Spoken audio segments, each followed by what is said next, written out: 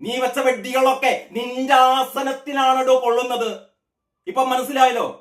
റായ്ബറേലിയിൽ ഇതിനേക്കാൾ വലിയ വ്യാജ വോട്ടുകൾ, ഇതിനേക്കാൾ വലിയ വോട്ട് കൊള്ള റായ്ബറേലിയിൽ നടന്നിരിക്കുന്നു, വയനാട്ടിൽ നടന്നിരിക്കുന്നു.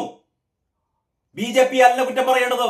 ഇവിടെ കോൺഗ്രസുകാരും കമ്മ്യൂണിസ്റ്റുകാരും മത്സരിച്ച് വോട്ടർ പട്ടിക അട്ടിമറിക്കുന്നു. ഇങ്ങനെയാണ് നിങ്ങൾ ഇന്ത്യ മഹാരാജ്യത്ത് പല സംസ്ഥാനങ്ങളിൽ നിങ്ങൾ അധികാരം പിടിച്ചത്.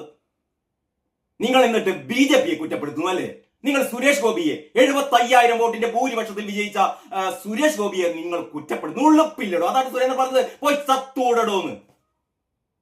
തൃശൂർ എന്ന് പറയുന്നത് CPIക്ക് CPMന് ഏറ്റവും ആധിപത്യമുള്ള ജില്ല അല്ലേ?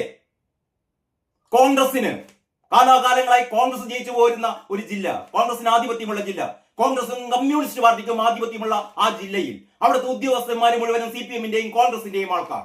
അവര് തയ്യാറാക്കുന്ന വോട്ടർ പട്ടിക. ഇതെന്താ ഇവർക്ക് ഇത്രയും കാലം ഇതൊന്നും കണ്ടില്ലായിരുന്നു? കണ്ടുകൂടെ കാണാൻ?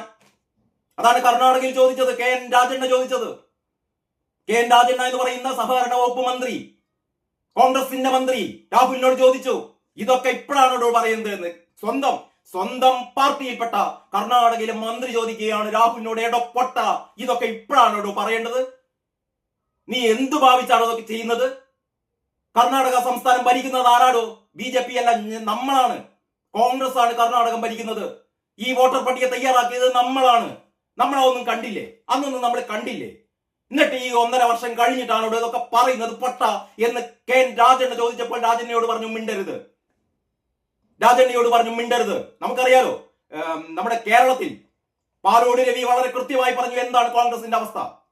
കോൺഗ്രസിന്റെ അവസ്ഥ എന്താണെന്ന് വളരെ കൃത്യമായി പറഞ്ഞ നേതാവാണ് പാലോട് രവി. പാലോട് രവിയോട് പറഞ്ഞു മിണ്ടരുത്, മാറിപ്പോണം. ഈ പരപ്പൊട്ടൻ കോൺഗ്രസിന്റെ കുഴി തോണ്ടുകയാണ് പ്രിയപ്പെട്ട കോൺഗ്രസുകാരെ.